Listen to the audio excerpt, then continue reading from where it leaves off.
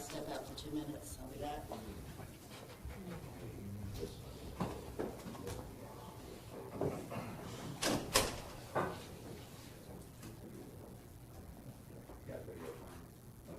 Doing the same, but let me know before we do it, I don't have an issue.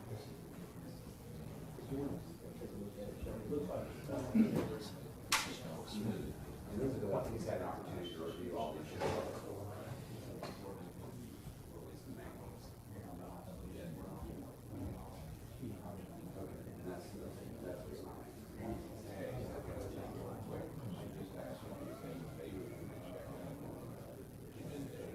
Yeah, so just let me know.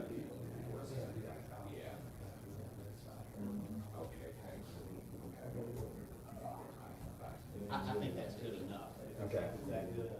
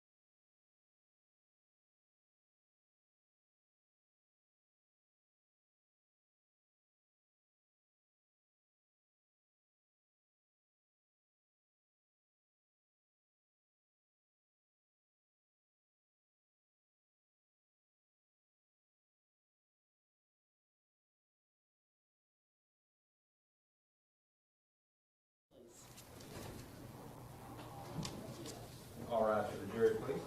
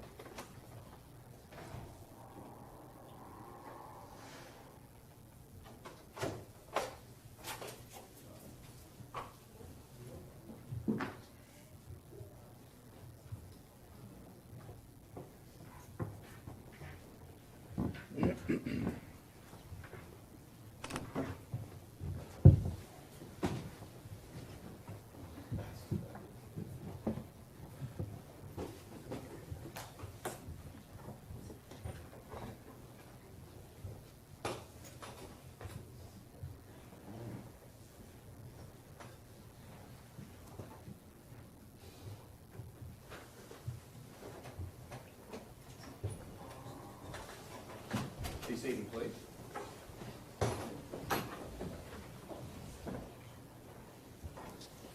Proceed with the same. Thank you, Judge. Judge Investigator Martin Jackson. Good morning.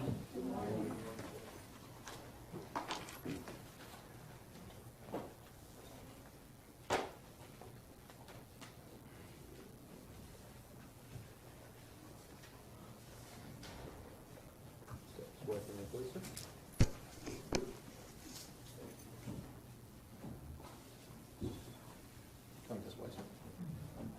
Thank you. Yes, sir. Raise your hand. Do you solemnly swear affirm the testimony you should give to the court and jury on this nothing but the truth, the whole truth, and nothing but the truth, so help you God?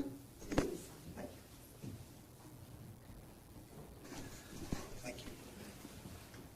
Morning again, sir. If you will, introduce yourself to the jurors, and how about spelling your first and last name for our court reporter? Good morning. Martin Jackson, MartinJackson. And Ms. Jack, Investigator Jackson, where are you employed, sir? I'm employed with the Cobb County Medical Examiner's Office. And how long have you been with the medical examiner's office? I went to medical examiner's office for 5 years and 2 months. And why don't you explain a little bit about your background, what brought you to the medical examiner's office, and what specifically do you do with them? Absolutely. My career in the death industry started at a young age. I have a family member that owns a funeral home. I would work there off and on while in college. Once I graduated from college, I started working there full time, worked my way up to the general manager position. From that point, I got a job with the Cobb County Medical Examiner's Office as a forensic technician, where I worked hands-on very closely with the forensic pathologists, where we performed autopsies together. Stayed there for a few years. Then I got a job with the Cobb County School District, where I taught public safety and forensics. Did that for a few years. Then I got the job as a senior forensic technician with Forensic Medicine Associates, which is under the direction of Dr. Gerald Gowan, who was the chief medical examiner at the DeKalb County Medical Examiner's Office, and we worked out of that facility. I worked there until I got the job with the medical examiner's office here in Cobb County. What's the difference between a forensic technician versus an investigator? A forensic technician, they actually work in the laboratory with the doctors, and they help the doctors to perform the autopsies, whereas the investigator, we respond to scenes, and when we go out to scenes, we're responsible for the deceased individual. While we're at a scene, we gather information, we document the scene, we do an examination on the deceased, we prepare the deceased to be transported back to the medical examiner's office. That information is then relayed to the medical examiner who performs the examination. And are you a participant in the external and the internal examination of a deceased individual in a homicide investigation? Yes, I'm present. Okay. And the medical examiner for Cobb County at the time of this autopsy was Dr. Brian Frist, is that correct? Yes, sir. I want to talk a little bit about your role on a crime scene. This jury's already heard a little bit about that from a crime scene investigator, Shumpert. Do you know who Brad Shumpert is? Yes, I do. And have you worked with him before? Yes, a lot, yes. Okay. And he works with Cobb County Police Department? Yes, he does. Now, there was a discussion that I had with him about the role of the crime scene investigator versus the forensic investigator that comes from the medical examiner's office. Why don't you just articulate for our record and for the jury what the distinction is? What are you responsible for versus what is the crime scene investigator responsible for? Thank you. As a death investigator, I'm responsible for the deceased individual.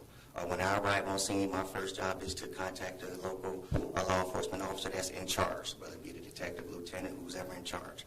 I gather information from him or her, and we talk about the scene. He lets me know what's going on. From that point, I do an examination of the deceased. My sole priority is the deceased individual. So that's where my focus and that's where my responsibility is. When I'm working with law enforcement, we work together, we perform parallel investigations together. And as I'm doing my external examination of the deceased, typically they'll be there with me and they'll take photographs as I'm proceeding with my external examination. If there's something there that I want a specific photograph of, or I think that may be something that they need to take a photo of, they take a picture of that for us. And is this a fairly routine practice that you would work with, for instance, Cobb County Police Department and Investigator Shumpert, and ask them to document certain aspects of the body as you're examining on scene? Yes, sir. Okay. And is it routine that thereafter you would transport the body, or who's responsible for that? I'm responsible for transporting the body to the medical examiner's office once our examination has been completed on scene, and once we have determined that the body is ready to be removed to the medical examiner's office. And do you make that call when you're ready to remove the body? Well, in conjunction with law enforcement, we determine together when it's time to move. the deceased. Okay. Do you always do the autopsy on the same day that you respond to a scene, or does it sometimes happen afterwards? Sometimes afterwards. It depends on the doctor.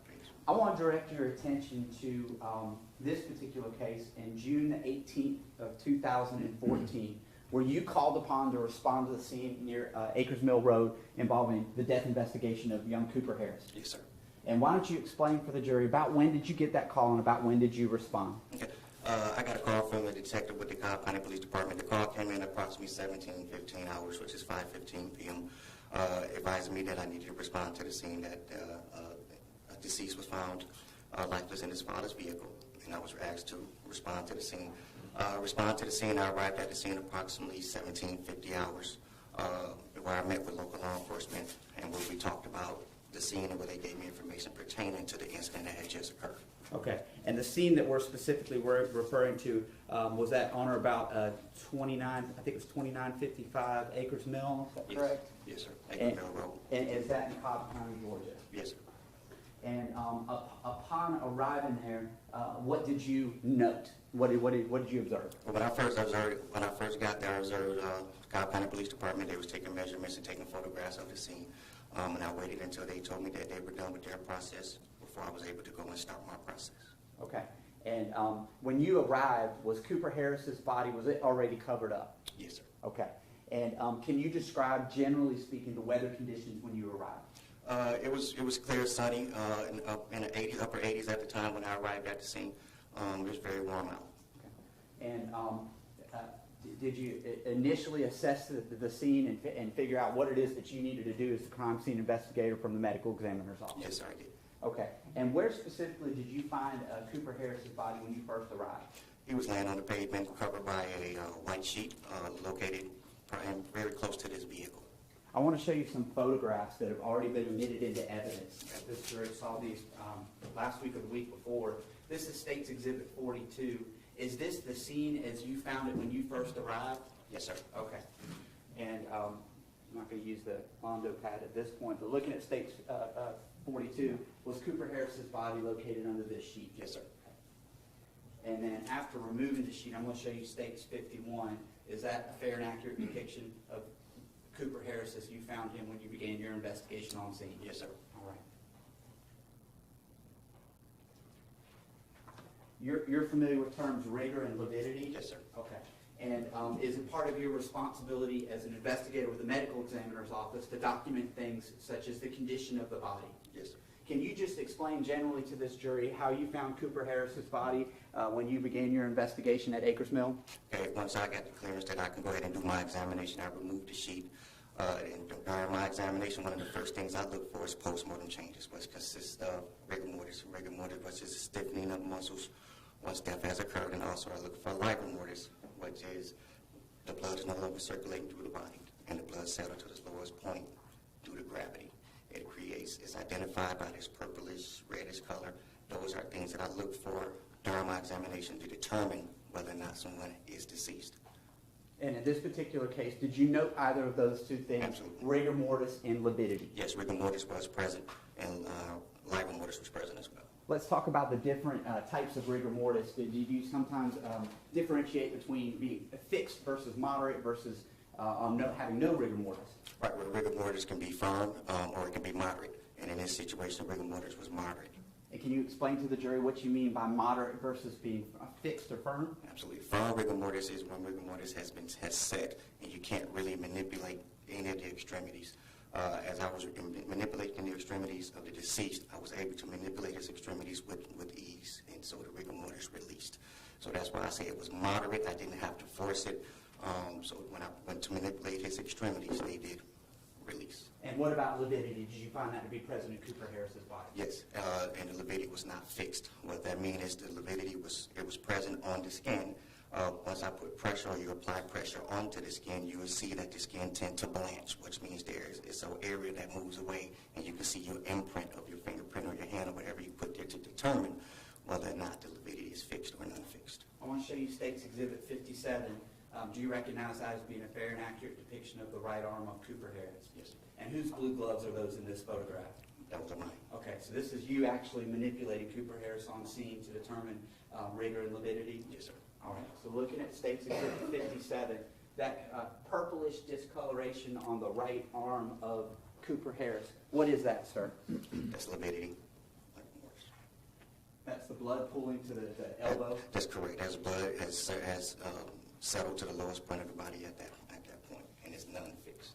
I want to show you a couple of other photographs as well. At some point, you actually turned Cooper Harris over and put him on a sheet. Is That's that correct? correct. Is that fairly routine that you would put him on a sterilized white sheet? Sometimes I do that. And in this situation, Cooper had already been lying on the hot pavement. And when I went to do my external examination, I also have to do an examination of his back as well. When I got ready to manipulate him, I made a decision that out of respect for Cooper Harris that I did not want to place him face down on the hot pavement with his face resting into the hot black top. So I put the sheet down there as integrity and out of respect for him. This is State's Exhibit number 66. Do you see your hands in the photograph here, State 66, after having turned Cooper Harris over? Yes. And looking at State 66, the back of his legs, do you see that lividity present there that you're giving testimony about? Yes, sir. All right. And that's your blue gloved hand in State's Exhibit 66, correct? Yes, sir. All right. We had heard some testimony about this. He was wet on the back, the wet discoloration on the back of his clothing, Yes. back of his shirt. Did you note that as well? I did. Okay. And did you have an occasion, I'm showing you now in States, you can probably see that better on State 71. You see that discoloration or the wetness around his diaper and his back? Yes, sir. Okay. When you looked at Cooper Harris, did you note that he appeared to be sweaty and had a diaper that was soiled? Yes, I did. Did you smell an odor while you were manipulating? Just so there was a odor of urine present. Okay. This is State 66. Do you see that the top of the diaper just above that wet portion Yes. on the bottom of his shorts, or top of his shorts?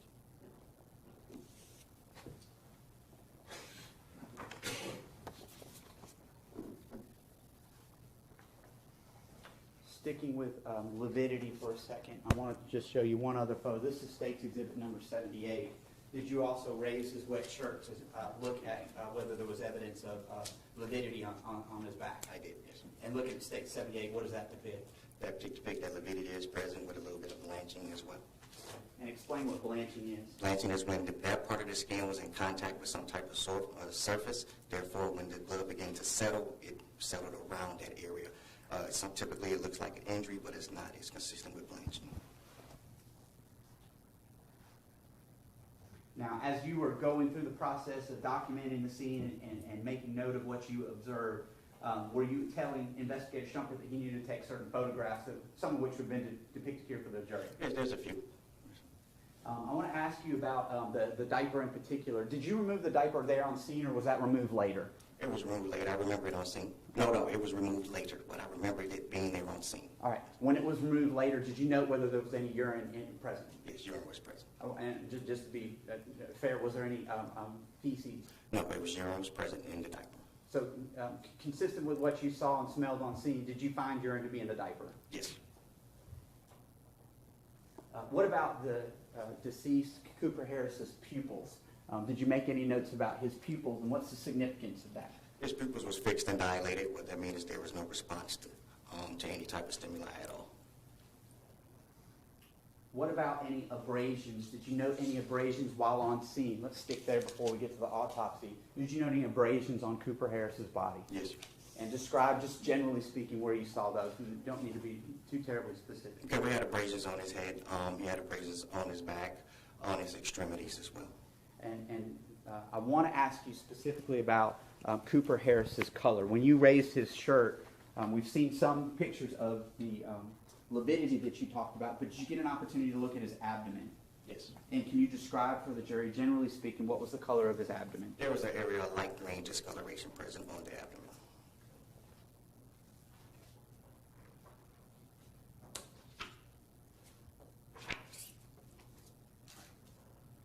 This is State's Exhibit 51. Looking at 51, the shirt's not fully lifted, but you see that it's partially lifted here? Yes, I do. Okay.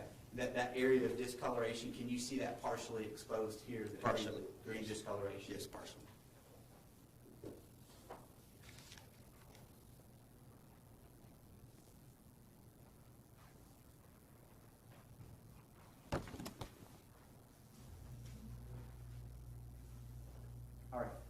during the course of your investigation in this case, were you able to determine deceased victim's date of birth?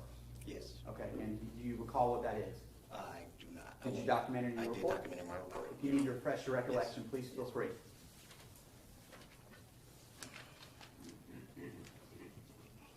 August 2nd, 2012. That would make him 22 months old, is that Yes. correct? Yes. Now, after doing your documentation from the scene, did you in fact transport Cooper Harris somewhere? I transported him to the Cobb County Medical Examiner's office. And describe what happens once you get to the medical examiner's office. First of all, how close is that to the Acres Mill? It was about 20 minutes away. Depending on traffic, it was traffic at that time. Once I leave a scene, what I do is I secure the deceased. I place him in our vehicle and I transport him to the medical examiner's office.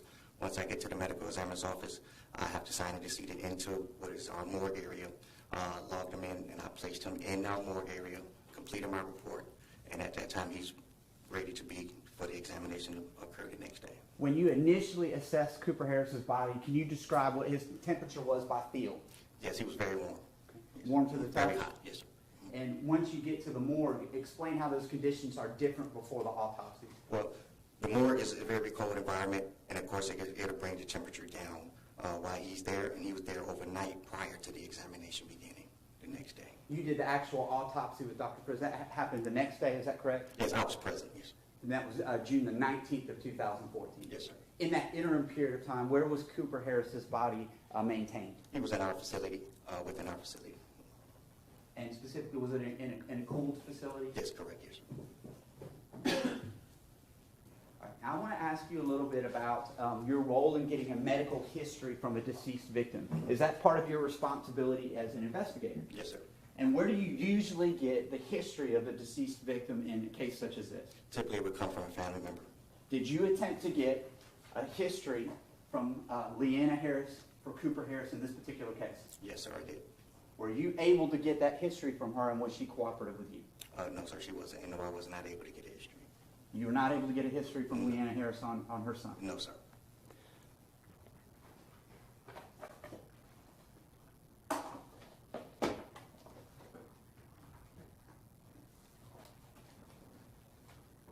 Did Leanna Harris direct you to somebody else to get that history? Yes, she advised I would need to talk to her attorney, or she had already released that information to a detective with the Cobb County Police Department. Okay. But she wouldn't give it to you? That's correct. Did you contact Cobb Police Department to see if you could obtain sufficient information such that you could get medical records for Cooper Harris? I did. I talked to the Cobb County Police Department to get his primary care physician, who I then contacted to request, and I subpoenaed a copy of his medical record. All right. I'm going to show you states 368 previously shown to defense counsel. We had an opportunity to look at this morning. Looking at 368, do you recognize this as being a certified copy of Cooper Harris's Kaiser Permanente records? Yes, sir. I tender states 368. Objection. Admitted.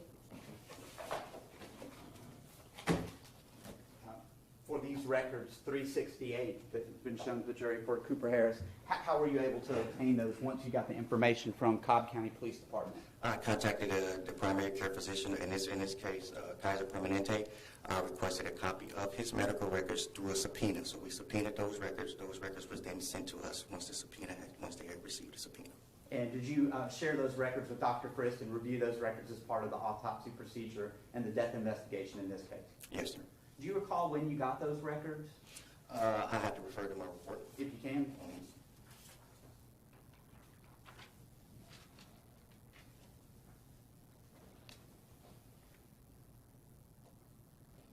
They were received on July 3rd, 2014. All right. And having received and reviewed those records with Dr. Frist, did you find that Cooper Harris, prior to his death, was an otherwise healthy young boy? Yes, sir. And did you note that? Was that noted in the medical examiner's report? Yes, sir. As part of this investigation, I want to fast forward to July the 8th of 2014. Do you recall being tasked with observing something that occurred on July the 8th of 2014? Yes, sir. And why don't you explain for the jury what it is that you were asked to observe and participate in on that day? Okay, they were doing a heat study to analyze the heat temperatures in the car throughout the day. I was asked to respond and be present for that so that I can document that information and gather that information. I can take that back to our medical examiner, Dr. Frist, who was doing that examination, so he can be aware of what was the conditions similar to that day possibly would have been. All right. On July the 18th of 2014, did you travel to the Home Depot treehouse, and were you present with investigators of the Cobb County Police Department and an investigator named Brainy while heat analysis was performed on the Tucson? Yes, sir. And once you arrived on scene, was that Tucson actually placed in a specific parking spot such that this heat analysis could be conducted? Yes, sir. And just describe, generally speaking, the conditions that day. Was it hot that day? Yes, it was hot. And approximately how long were you there for that heat analysis to observe that? I was there for a few hours, typically to stay and document as much as I can. All right. Now, in terms of the registering of the actual temperatures themselves, did you do that, or was that somebody else, some other investigator, some other scientist that was doing that? Some other scientists did that part. You were just there to I was observe there, it? yes, sir. All right. As part of this investigation, fast forward to a different topic, you're aware that Cobb Police and the District Attorney's Office had a life-size doll made of Cooper Harris, is that correct? Yes. Okay. And have you seen that doll? Yes, sir. Were measurements taken of Cooper Harris during the autopsy procedure? Yes, sir. And having looked at that doll that was created in anticipation for this case, can you confirm, did you actually meet with me on a couple occasions when confirm the validity and accuracy of the size of the doll? Yes, sir.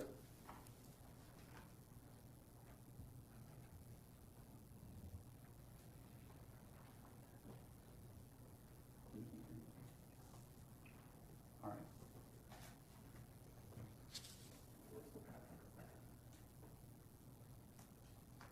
All right, Investigator Jackson, I think that that's all I have for you at this time. Thank you, sir. Cross examiner. Good morning. Good morning, sir.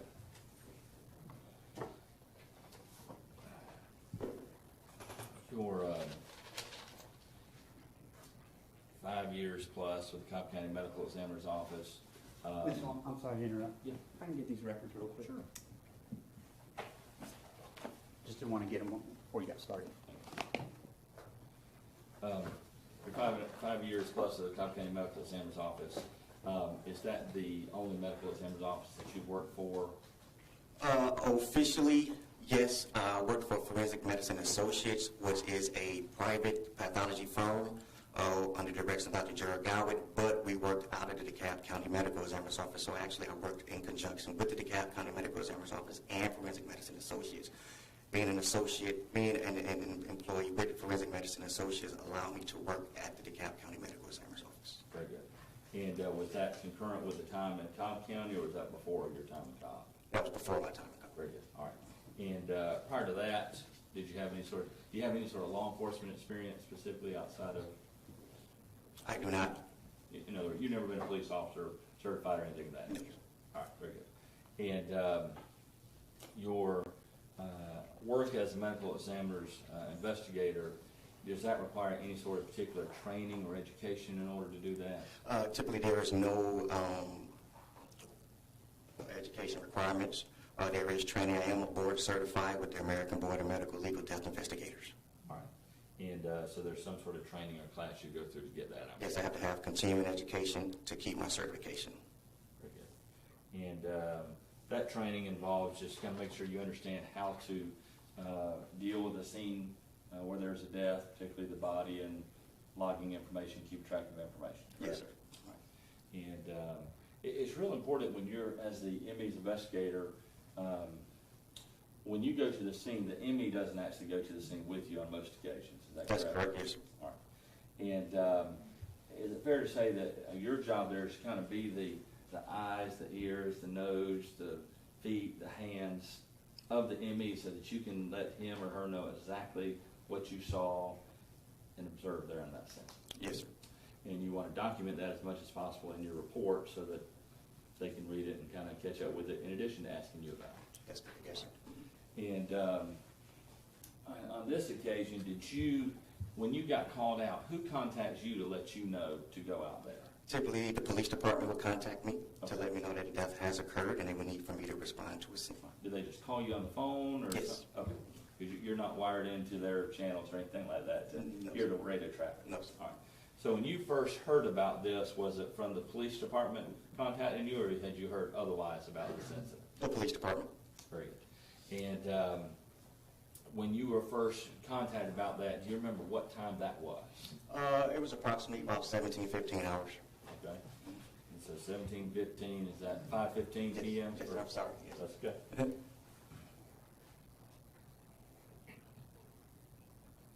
Were you advised at that time whether or not this was being considered a crime scene or not? No, at that time, I was just told that the deceased was discovered lifeless in his father's vehicle, and that I should respond to the scene. Very good. And so when you got there were already, obviously, law enforcement folks there. Did you see any emergency responders, such as EMS personnel? No, sir. All right. There were any of the fire trucks still on the scene? No, sir. All right. And that's all you saw was law enforcement personnel, and I presume some public people may be gathering. As far as I can remember, yes, sir. Very good. And as I understand it, you just kind of stayed outside the perimeter, if you will, where the tape is set up until they told you they were ready for you to come in. Yes, sir. And that's typical. Yes, right? sir. All right. And when you went into the scene, did you meet with anybody particular to kind of show you where anything particular was? Right. When I arrived at the scene, I initially spoke with Lieutenant Farrell of the Cobb County Police Department. And did you know Lieutenant Farrell prior to this? Just in passing, but not in general, no, sir. Okay. And is there any reason why you would be talking to him as opposed to anybody else on the scene? Well, at the time, he was the one that was in control of the scene. The other detectives had stepped away at the time that I have arrived. Was your understanding he was the highest ranking officer there at the time? Yes. And did he brief you on the information that they had at that point in time? Yes, he did. And in his briefing of you,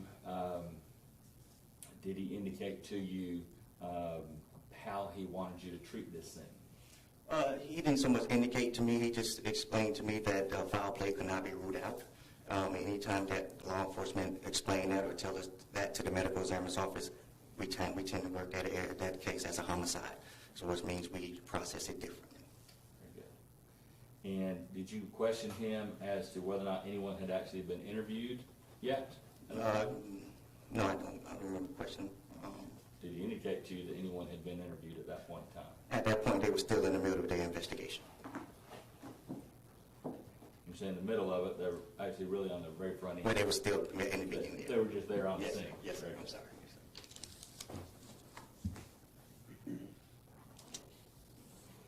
Do you remember ever seeing Mr. Harris, the father of the child, there on the scene when you got there? I do not. Yeah, so you don't know if he was even still there or not at I that do point in not. time? No.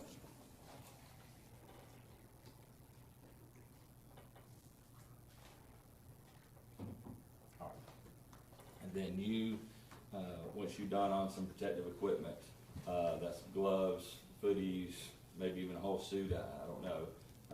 Tell us exactly what you would do to make precautions to make sure that you don't taint the scene. Yeah, what I did is I put on a full crime scene suit, which includes a full body suit, along with a mask and gloves. All right, very good. And did you notice, was anybody else wearing similar items like that, or just you? Just me. All right. And did you speak to anyone about who had placed the sheet over Cooper's body? No, I don't recall speaking with anyone about that. And so as you came into the scene, did you go straight to Cooper's body itself, or do you walk around the car or anything of that nature? Well, once I put on my crime scene suit, that's my process. When I go straight to the deceased and I begin my examination on the deceased. Very good.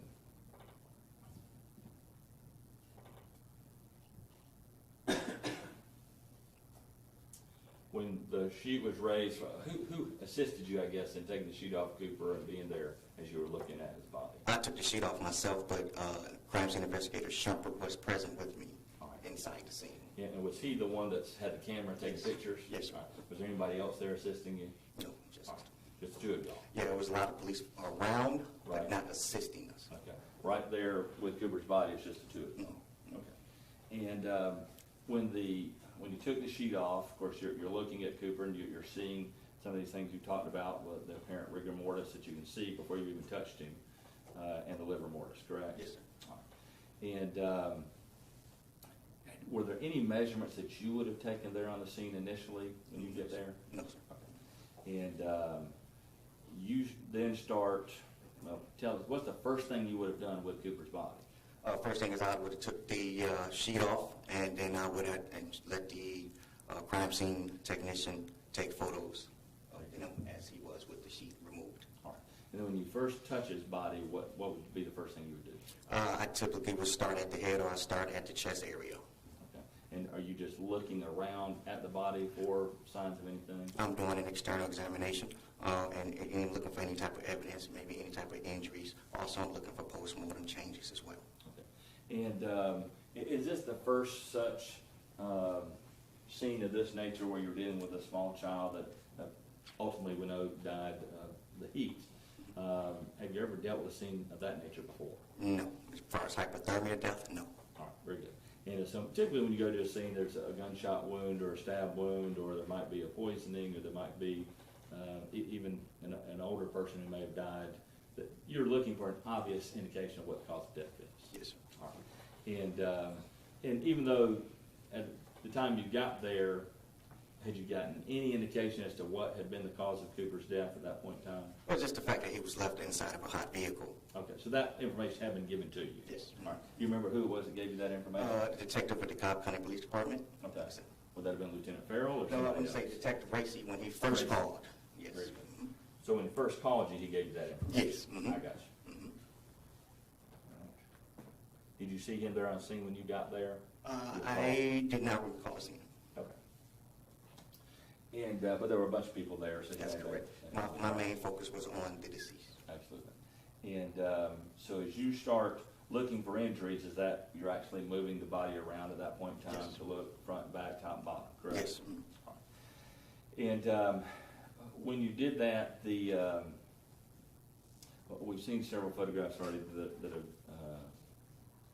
crime scene technician, Shumpert, has talked to us about.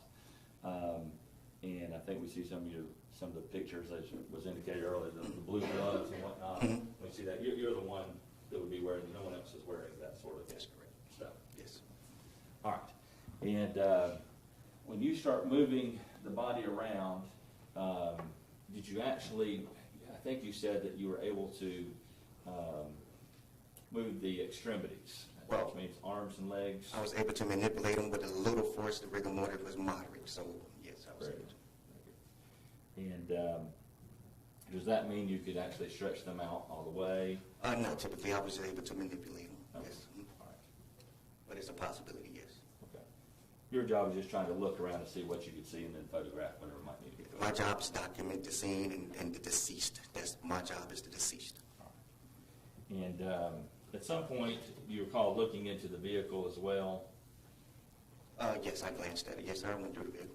Very good. And just to kind of get an idea of where the car seat was, where he was seated, that sort of thing, correct? Yes.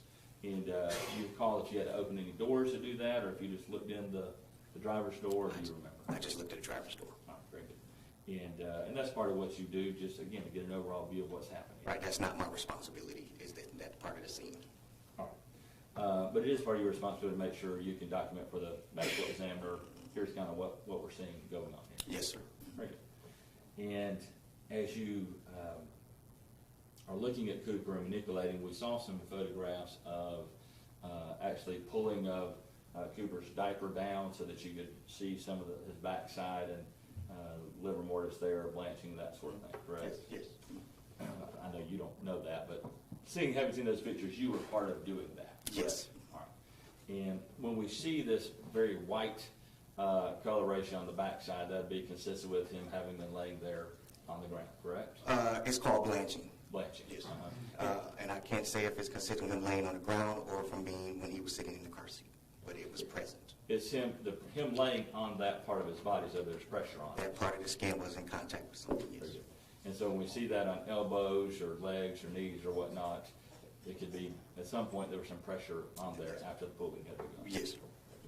And like you said, even in some of these pictures, we see where as you're touching the body, it's causing that blanching yourself, correct? That's correct, yes.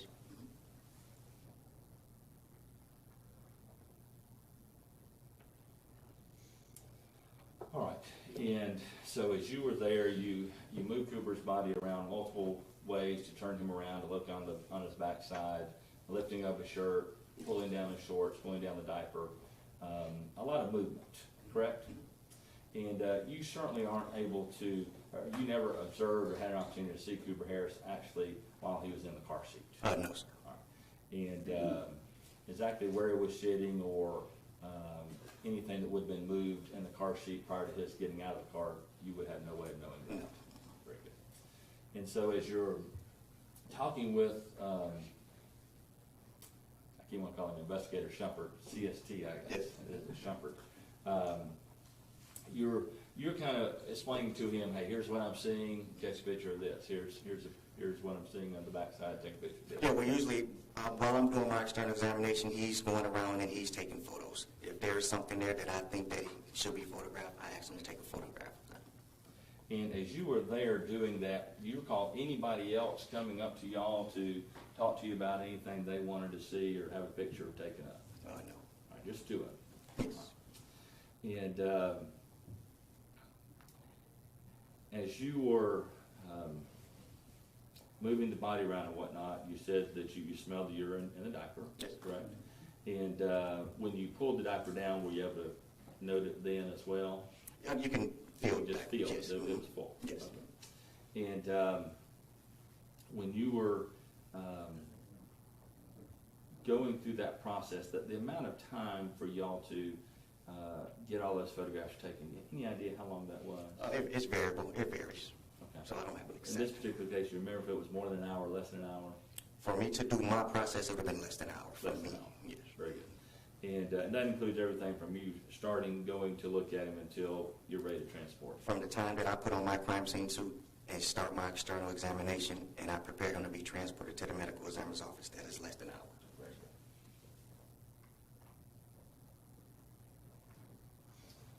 All right. And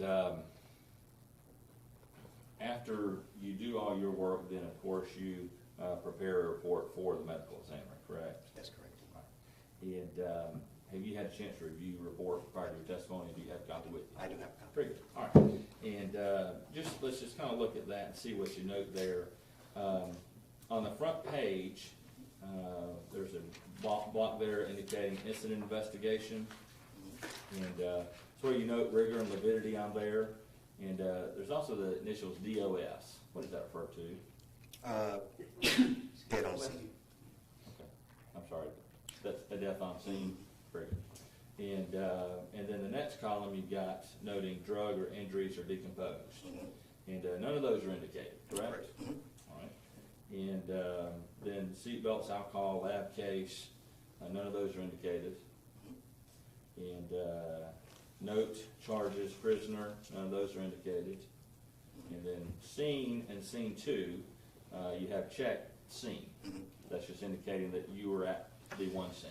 Based off of our database, scene 2 is designated as a hospital scene. Very good. And the scene that's checked is designated as a scene where I actually respond to an outdoor or a scene outside of a hospital. Very good. All right. And as you go through and are noting what you observed, you were asked about the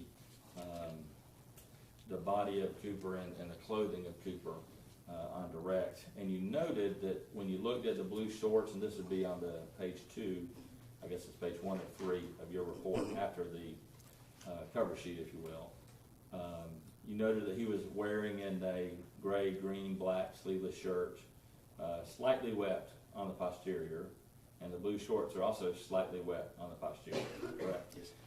So those items were not, you didn't categorize them as soaked in any way, there's some slight wetness to it. That was what it And says. it's right around where the edge of the diaper would have been, is that correct? And And on the back of the shirt. And on the back of the shirt, very good. Also where the edge of the diaper would have been.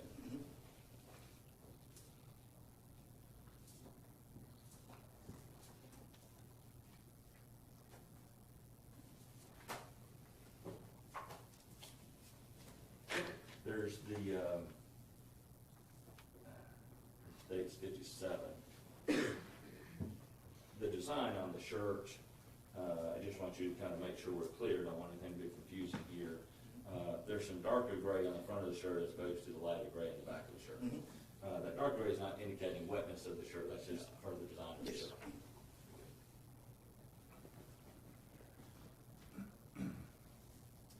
And then you talked about the, looking at the abdomen, and you noted that there's only a light green discoloration of the abdomen, correct? And that's something typically you note when you come to a scene to try to see what might be happening inside the body. Yes. Is that fair to say?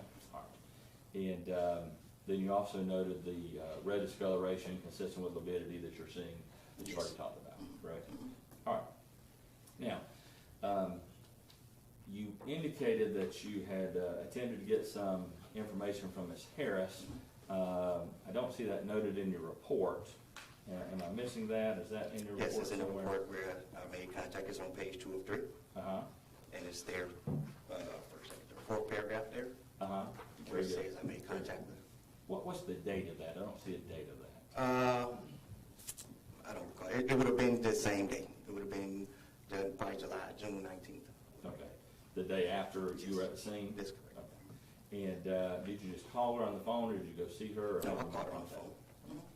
And I take it this probably wasn't a very long conversation? No, it wasn't. All right. And did she indicate that she was in the process of making funeral arrangements and things of that nature? Yes, she gave me a funeral home. Very good. And so she did give you that information? Okay. And was there something particular that you asked her for that she just wasn't able to get for you at that point in time? Well, I asked her, does Cooper have any type of medical history? Does he have asthma? Is there anything that he's being cared for at the moment? So that what I try to do is try to get information from the family as far as medical history to give to the medical examiner that he can take into account when he's doing the examination. Okay. And you were saying did she refuse to talk to you, or she just indicated she was busy doing some other things? No, she just indicated that I should get that information. She had already given that information to someone, and that I should get that information from that. Perfect. Okay. And were you aware that her husband had been placed in custody? I was aware that he was being interviewed by the police department. Yes. Okay. Well, this is on the 19th, the next day. Were you aware of him actually being held in custody overnight and already charged by that point in time? I don't know about charge, but I knew that he was being interviewed by the police department. Fair enough.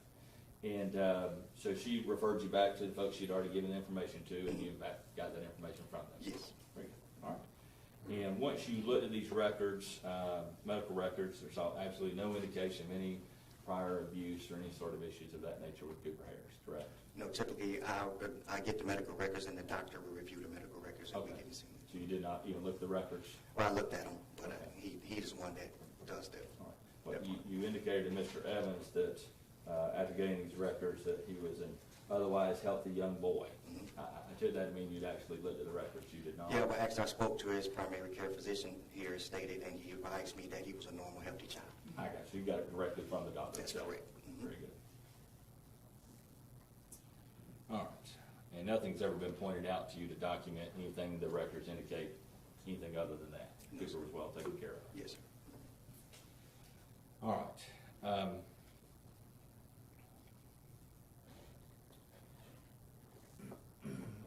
On June 19th, also part of your duties was contacting Detective Stoddard, Cobb County Police, requesting a copy of the investigation report. And that's also pretty standard. Yes. Something you go ahead and ask for. It's just the initial report. Very good. And in fact, you got something that very day, correct? And you recall what it was that you received? It was just the initial report, initial scene report, initial report. Did it indicate if there were charges that were taken? I don't remember, no, sir. Do you have that in your file anywhere by chance? I have to look and see. Okay, if you'll look, see, that'd be great.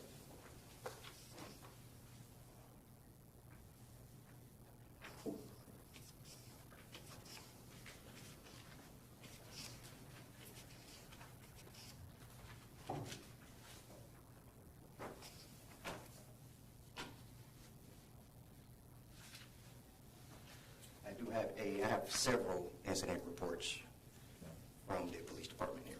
Are you able to tell which one is one you actually got on the 19th? I don't remember which one I got. Actually, it'll be, yes, this one here.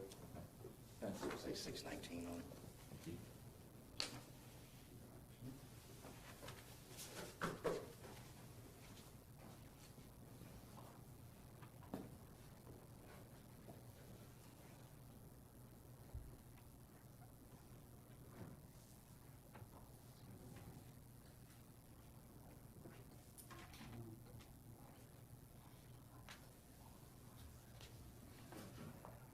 All right.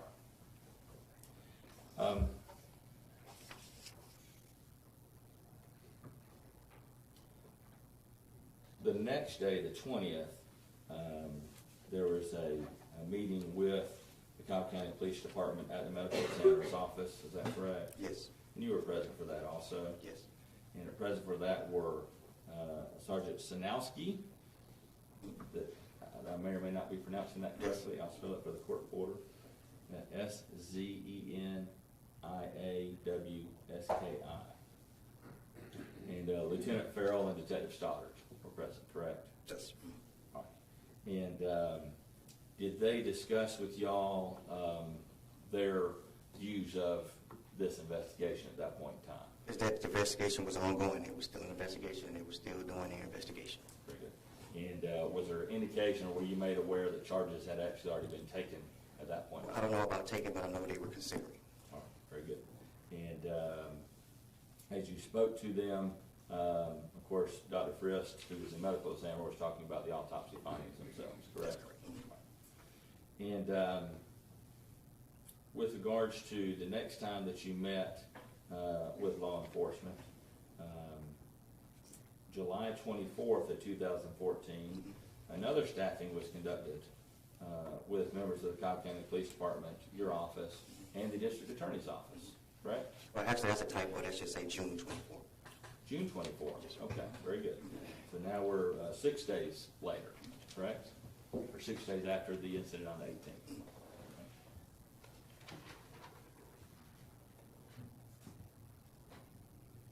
And when y'all do an autopsy, is it typical within a week of doing that autopsy that you're at the district attorney's office, meeting with the DA to discuss those findings?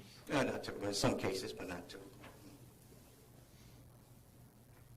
And particularly having a staffing with both the police department and the DA's office and your office, that's even less typical. Now,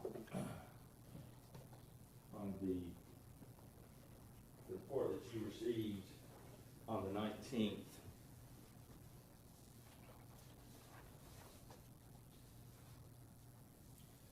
I presume you've seen this, but I'll double check, let you look at that.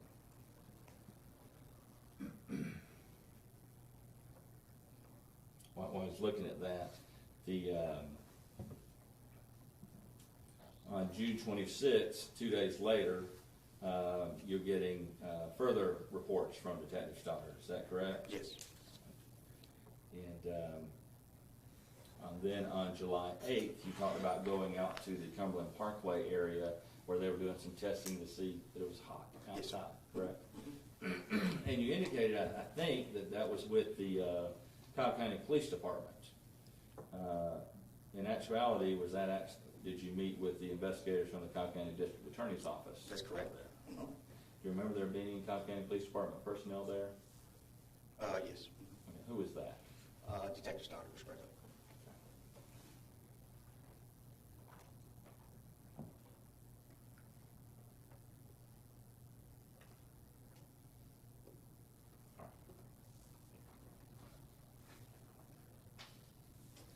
Let me give you back your report from what you received on the 19th, and I just want you to review that and see if you were made aware on the 19th that in fact charges were taken against Mr. Harris, particularly a homicide charge, maybe noted on the front page. No, I wasn't aware. Okay. You didn't note that at the time you received that report? Didn't note it, no. Okay, all right. Do you see it noted on that report on the top of the page?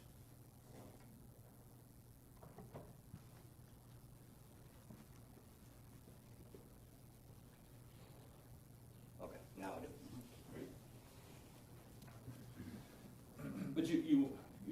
that you just weren't aware of it at the time.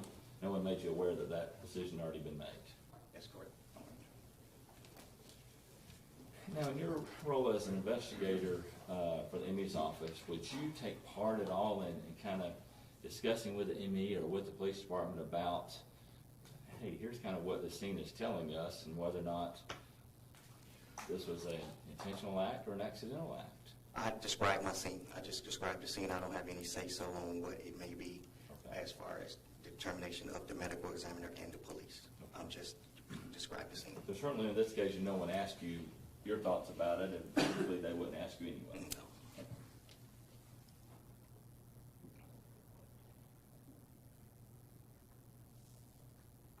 Would it have surprised you, had you known, that in fact charges already been taken before the investigation was even completed? Well, I'm gonna object to that. I don't know if it's relevant whether he's surprised or not. I think we rephrase. I'll try to rephrase it. Sorry, Benedict. Thank you. You're welcome. In your experience, does Cobb County Police Department bring charges before an investigation is complete? well, actually, I don't work with them, so I'm not sure what their process is. My job is with the medical examiner's office. Okay. So that's what I focus on, is with that. Okay. And so would it be normal that you would get a report this quickly in a case like this, the very next day, not even 24 hours later, that you're already getting a report from the police department? No, I can get reports typically same day on other cases, other type of cases as well. All right. In your experience, is there an indication that charges have already been taken that quickly? Or Do you recall? I don't recall. Okay. All right. Moving forward, on September 29th, you then had contact with the police department, again now as Sergeant Knobloch, Knoblouch. Yes. Is that pretty correct? Mhm. And without going into specifically what he told you, he's giving you further information about what their investigation is showing. It was just to confirm information that I had previously received. Very good. All right. And after that, well, let's talk about the autopsy itself. You were actually present during the autopsy, is that correct? Yes. And some measurements were made of Cooper Harris. And how exactly was that done? With the ruler. Okay. Is that something that you place the ruler up to his body? Do you have a table with a ruler on it, or how? Both. We do measurements with the body. We have tape, rulers, and tape measurements. Very, very good. And tape. And was his? You talked about the rigor mortis being movable on the scene. As you saw him during the autopsy, were you still able to move his extremities at that point in time? At that time, I was standing to the side. I didn't really manipulate them when they was doing the autopsy. I got you. All right. And in other words, you don't have to, quote, get your hands dirty, so to That's speak, correct. doing We the have a autopsy, forensic you're just there watching. Mhm. And so the actual measurements, was he able to be laid out straight on a table to do a Yes. measurement? Yes. All right, very good. And that was done with a ruler, a measuring tape? How was Yes. that done? Which one? Both. We have rulers and measuring. We can do both. Very good. Were any photographs of that process taken to your knowledge? To my knowledge, not of the measurement process. All right. But as those measurements are taken, that's being done by the medical examiner, and he's relating the numbers to you, I presume? No, that measurements were obtained by the forensic technician. Okay, so there's yet another person who's in the autopsy? Yes. I got you. And did you report any of those numbers out in your investigation, or that'd be something that the medical examiner would have? That would be the medical examiner. Very good. All right. In the midst of the autopsy, we see some of these photographs where Cooper still is wearing the same clothes, and then we see some of these pictures where he's not. And that typical part of the autopsy is that his clothes would be removed, correct? That would be part of the process. And typically that'd be part of what you would document, the clothing items that he had, correct? Prior on scene, but not during the examination. Once he arrives to the office and the examination has begun, that's the medical examiner's from that point on. Okay. And do you recall particularly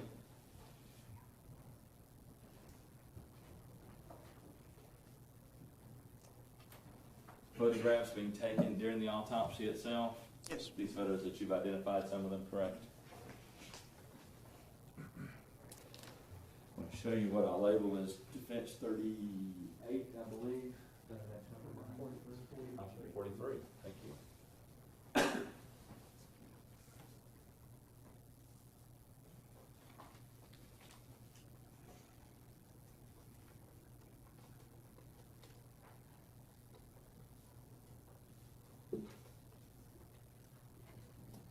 I'll show you what's been marked as defense 43 and shown to the state.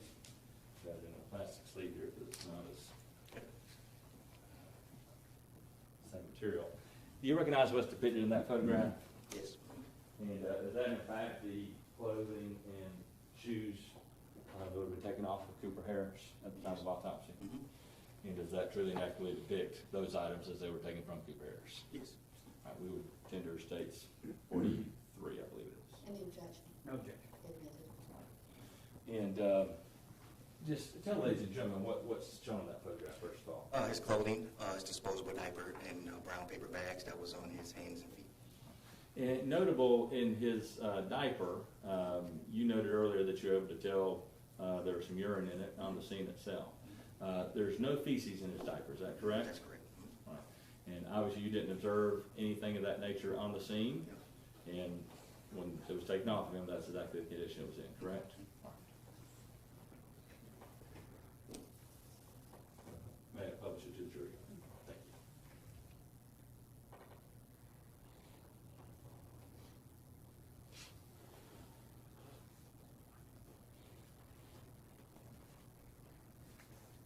you. And this is done to document exactly the items as they were found at the time on Yes. Cooper Harris, correct?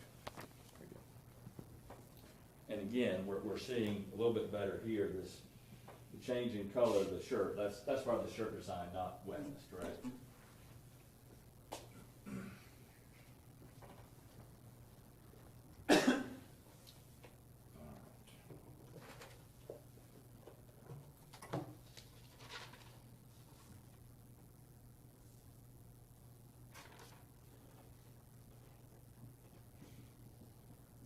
After going out to the Home Depot location for the testing of it being hot outside, did you have some further involvement in the case, meeting with detectives or meeting with the district attorney's office? We met about the measurements of the dial. Yes. Very good. And do you recall when that was? I don't recall the date. Okay, all right. That's not part of your report because it doesn't No. have to do with the death itself, That's correct? And as far as looking over those measurements, was the technician with y'all to confirm what those measurements were? The one way or the technician other? was there. He performed. Yes. I'm sorry? Yes, the technician was there. Okay. And so did y'all do this at your office or at the DA's office? As far as measuring Cooper, No, as far as measuring the doll. measuring the dial was done both at our office and it was done at the district attorney's Okay, office. all right. And so the technician was there when that was taking place with the He doll? was there when one of them. Yes. Okay, very good. And who is that person, by the way? Eric Bailey, forensic technician Eric Bailey. Thank you.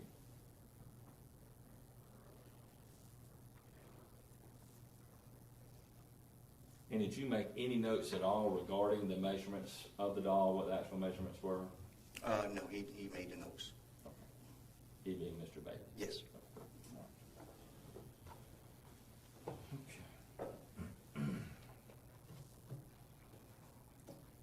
And as far as your reporting, other than what you testified to, this report you made from the scene, would that have been made within a couple days of that scene investigation?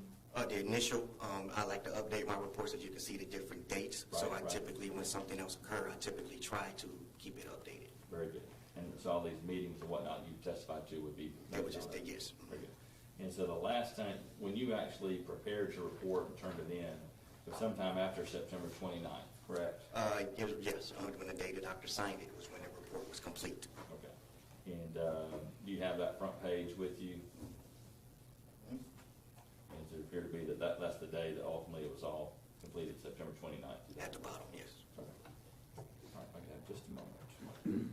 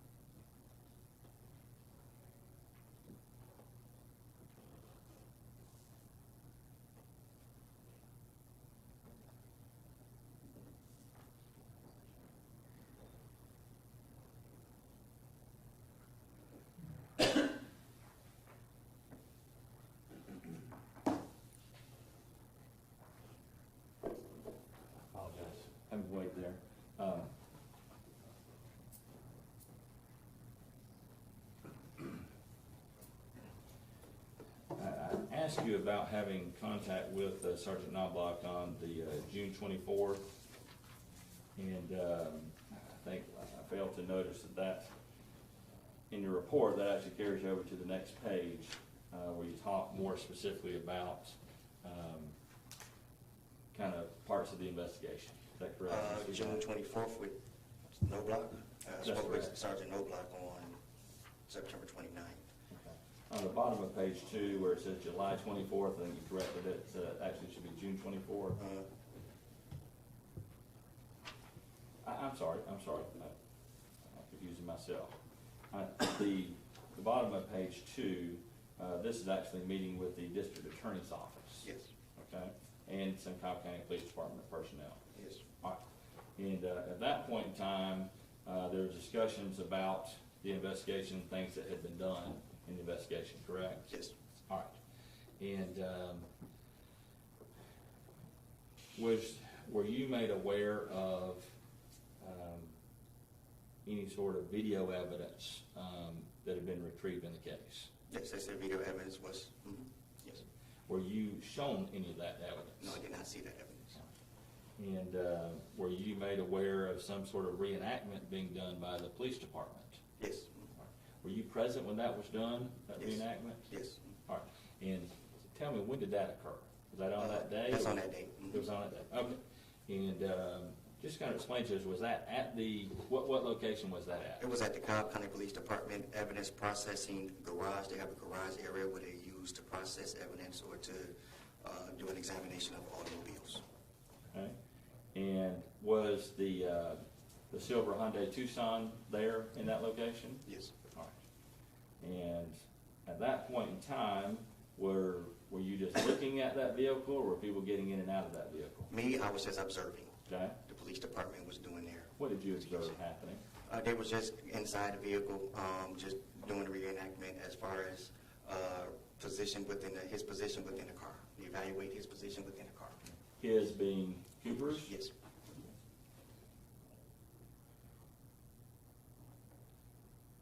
And how many officers would you say were involved in that you recall? I don't recall. More than one? Yes. Okay. Certainly multiple detectives were there. Yes. And any uniformed officers that you recall? I don't recall. And were they getting in the back seat of the car as well as the front seat of the car? Yes, they was looking in the car. All right. And getting into the back hatch area as well? They was looking into it. I don't recall someone getting in the back hatch. Very well.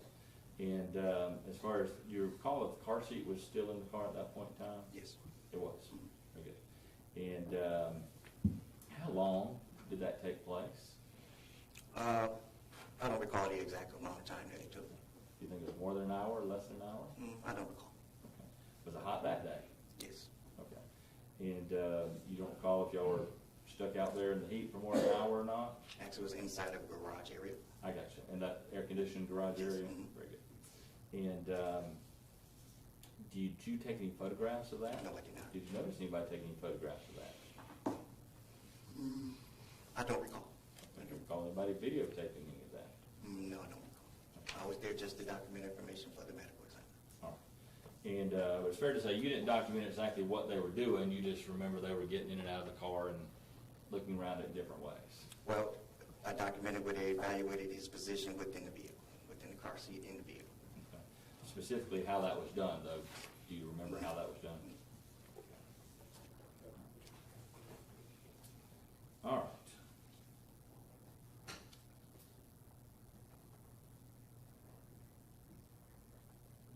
Did anyone ask you any questions about any of the things that you had seen at autopsy or measurements or anything like that at that point in time? No, just to, our office. All right. And that shed is actually right directly behind y'all's office, is that right? Actually across from our office. Across from, very good. And are you able to see the shed from your office? If you come to the front of the office, you can. Okay. Yes. Okay. Where you actually sit day to day, you don't have a window looking out at Not that me, shed? no, I don't. You don't have any idea how many times they may have been back and forth out there? I have no idea. All right. Do you recall at some point,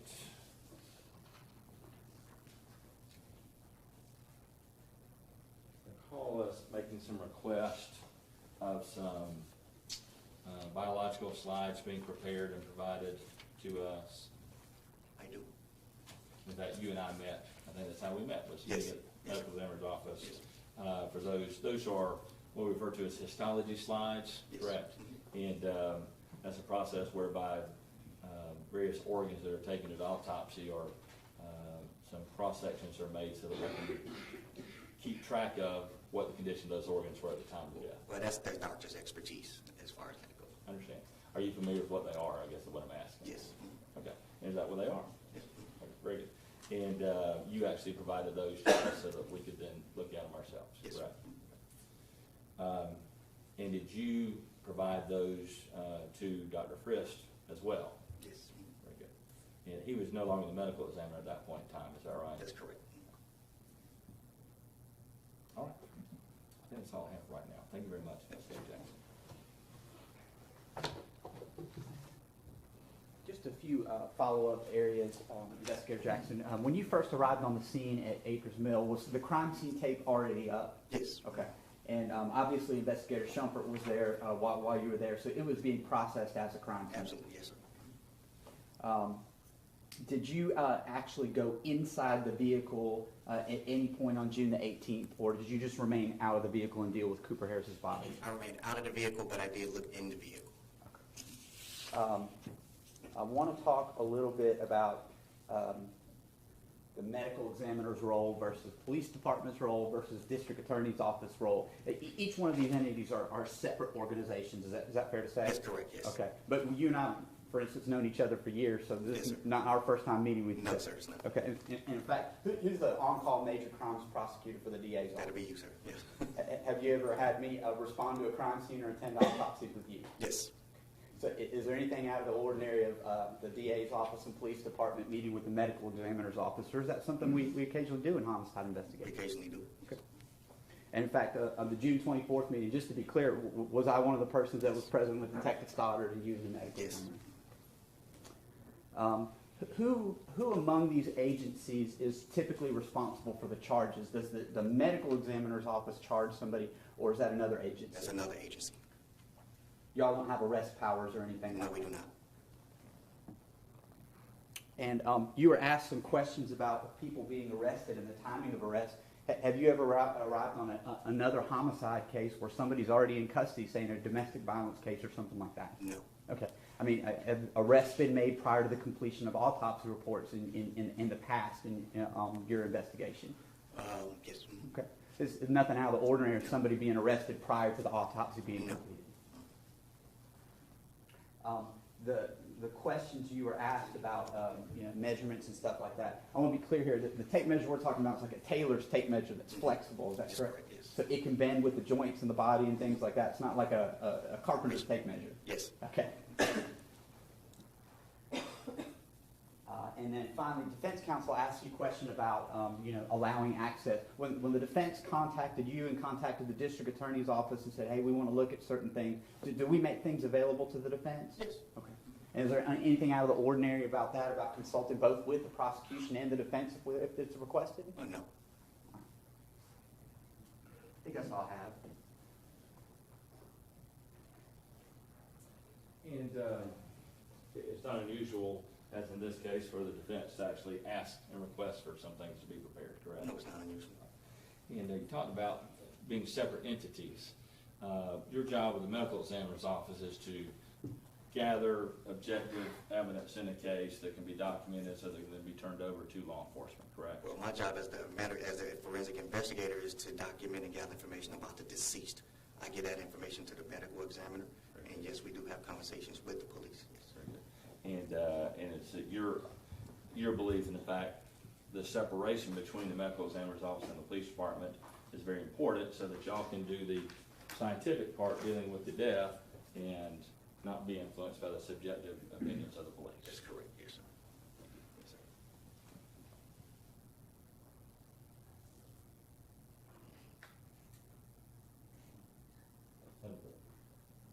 Nothing further. You're free to go. Thank you, ma'am. Next witness. Dr. Frist?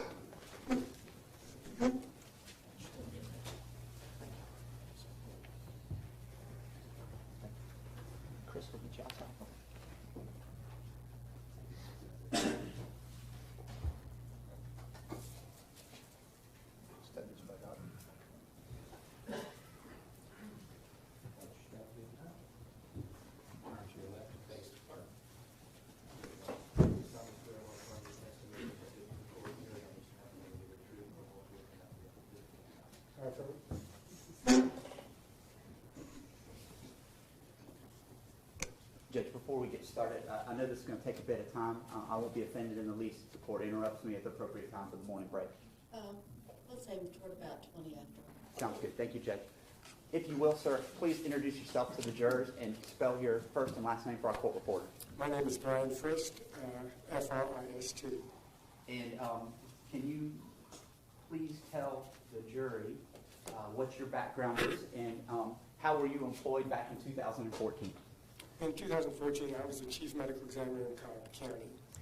I received my degree of medicine from George Washington University Medical School in 1973. I did an internship in pathology at Montefiore Hospital in New York City from 1970. I'm sorry, an internship at George Washington University Hospital in Washington, D.C. from 73 to 74. I then did a residency in pathology from 74 to 77 at Montefiore Hospital in New York City. I then came to Atlanta, Georgia to practice pathology at Northside Hospital. I was there until about 1987 when I took additional training in forensic pathology and joined it as an associate medical examiner in multiple counties in the Atlanta area, including Cobb County. In 1999, I became the chief medical examiner of Cobb County and no longer affiliated myself with the other counties. In 2014, I retired. Okay. And you're now retired as the chief medical examiner, correct? That's correct. How long did you perform the responsibilities of chief medical examiner in Cobb County? From 1999 through 2014. And you've mentioned some terms. I want to talk a little bit about that. In your training, education, and experience as a pathologist, why don't you explain what a pathologist does and what pathology means? Pathology versus forensic pathology. Pathology in general, you could associate a pathologist as the doctor who in a hospital setting is in charge of the laboratories. He's in charge of microbiology, blood bank chemistry, and hematology. He's also in charge of the surgical suite in terms of who interprets various materials that are removed in surgery. So if someone were to go to surgery and have a biopsy or have a portion of an organ removed, it is the pathologist who will interpret the results and determine whether something is malignant or benign, inflamed, or whatever it might be. He also will do any autopsy in a hospital situation that is necessary. As you can see, he's dealing with all naturally occurring processes, meaning people get sick, they go to the hospital, various tests are done through the laboratories, they may or may not have to go to surgery, tissues are removed, the pathologist will interpret these, and in some instances, if a patient dies, an autopsy is necessary, and the pathologist does this. So these are all naturally occurring processes. As a forensic pathologist, you take additional training, so you have the background as a pathology of naturally occurring processes and disease, and you take additional training in unnatural causes of injury and death, so that you can make the distinction between a naturally occurring process versus an unnatural occurring process, which seems very simple, but many times it becomes very subtle. And in your experience, you've been trained both as a pathologist and as a forensic pathologist, so you've had that additional training, correct? That's correct. And a forensic pathologist is typically what the jury would be familiar with in terms of the medical examiner's role, and just from their common understanding. Is that correct? That's correct. You could look at it, the public now, you've seen all these TV programs, CSI and Quincy and these type of programs. Those are medical examiners. Those doctors are medical examiners. All right. And have you been tendered as an expert in the field of forensic pathology and death investigations in the past? Many times. And have you been received as an expert in Cobb County and elsewhere as an expert in forensic pathology and death investigations? Many times. And in fact, just to be fair, two of the defense attorneys over here, Mr. Kilgore and Mr. Lumpkin, both of which have worked as former prosecutors of the Cobb DA's office. You've worked as their expert on prior occasions when they were prosecutors, correct? Yes, I have. And in fact, since retirement, has Mr. Kilgore asked you to come and do any speaking engagements with the defense bar? Yes, he did. He asked me, at his recommendation, I spoke at the Georgia Association of Criminal Defense Lawyers at their winter seminar as to the medical examiner's role with criminal defense. And is that since having retired from Cobb County? That's correct. Judge, at this time I would tender Dr. Frist as the expert in forensic pathology and death investigation. Any objection? As noted, we're very familiar with Dr. Frist and have no objection. All right. I want to talk about death investigations and autopsies in general. Before we get to this case, why don't you start by outlining for this jury what the process is for death investigations, including your role versus the role of an investigator, such as Investigator Jackson, who just testified for us. Sure. As the medical examiner, the medical examiner is in charge of the individual case. So, for example, if a death occurs in the county, in Cobb County, the call will be made to the Cobb County Medical Examiner's office. At that time, an investigator takes the phone call and take the initial information surrounding the death. He may or may not need to go to the scene if the scene is available or not, or he may go to the hospital where a body may be. He'll go wherever he needs to retrieve the body and gather information. The investigator then will bring the body to the Forensic Science Center in Cobb County, at which time I will see the body for the first time.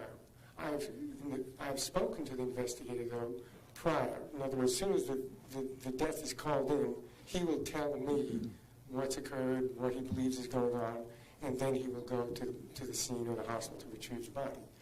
After he has gotten the body and it's brought back to the Science Center, I will discuss the case with the investigator and get all the information that he knows surrounding the death. I'll then instruct him if any other information I need so that he can get it, and he also knows that he's free and to gather any more information that may come available. Plus, sometimes we don't know what's going to happen, and we'll get phone calls later on about a given death, and he will be the person who will take those initial calls. At that time, after getting that information, I will view the body for the first time. I will have initial impressions as to what has occurred. I will photograph the body. I'll make diagrams of the body. Then any evidence that's with the body will be gathered, photographed, and documented. Then the body will be undressed, and I will look at the body again thoroughly to look for any injury patterns or injuries that the body may have or may not have.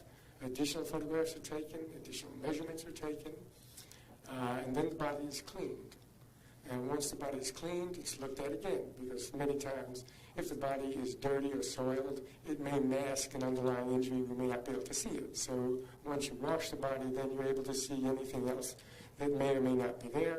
Additional photographs are taken, additional diagrams are made, and at that point, that portion of the examination is called the postmortem examination, meaning that I've looked at the body, gathered all this information, but I really haven't done anything to the body. I have not made any incisions. I have not manipulated any internal organs. I have left the body as is. That's the postmortem examination. Then the internal examination is performed, which the lay public refers to as the autopsy. The body is opened surgically, and all of the internal organs are looked at and dissected to determine whether any injury has occurred, any disease process occurred, or what's going on, what has happened to this individual to cause his death. After that portion of the exam is completed, I've taken from each of the organs a little bit of tissue, which I will send off to the laboratory that I'm able to look at under the microscope. So I have to wait a period of time for those things to come back, plus additional specimens from the body may be drawn, such as blood or urine, cerebrospinal fluid, any type of tissue that I may think is important to the case. But there are standards that are taken. We always try to get blood and urine to submit to the laboratory to see if there's any chemicals, any drugs, anything that might be in the body that may have contributed to death. Okay. And you've now delineated between basically two parts of the autopsy process, the external exam versus the internal exam. Is that fair to say? That's correct. For both of these portions of the exam, are photographs taken and measurements taken to document your findings? That's correct. Every injury or any mark that I may see, we'll photograph it, measure it, and document where it is and what it looks like. And then in terms of the samples that are taken, including cuttings of various organs and things like that, is it routine that the Cobb County Medical Examiner's Office would maintain those so that further testing and further examination can be done if requested by the defense or the state? That's correct. having talked about autopsies in general, I want to talk about specifically the autopsy of Cooper Harris in this particular case. Did you and your staff perform the autopsy on Cooper Harris in this case? Yes, I did. And what was the date of that autopsy? It was June 2014. Okay. So it was essentially the day after he was recovered from the Acres Mill Shopping Center. That's correct. And who is the investigator that was designated to go pick up Cooper Harris's body such that you could do an autopsy on Cooper the following day? Martin Jackson. And explain how that works in terms of investigators versus your role as the medical examiner office. Did you have a staff of investigators and individuals that worked with you? Correct. Now, as a threshold matter, looking at Cooper Harris's body, was he preserved after being brought to the Cobb Medical Examiner's office? And how was his body maintained such that he was kept in a preserved state for the autopsy itself? Yes, once he's brought back to the Forensic Science Center in Cobb County, we have a mortuary and we have a cold room where the bodies are kept so that they are maintained to the best of our ability. And that would be the standard across the country. Was his age determined? Yes. And how old was Cooper at the time of his death? He was 22 months and the body appeared to be consistent with a 22-month-old child. I want to ask about a description of what you saw first, and then we're going to get into some actual photographs that were taken that you've already discussed. I think this is a good time to break, Yes, ma'am. even if it's a little early, it just Not at all. sounds texturally correct. So, ladies and gentlemen, close your notepads, keep an open mind, close mouth, and enjoy the break. We'll be at recess for approximately 15 minutes. Right for jury. You already right.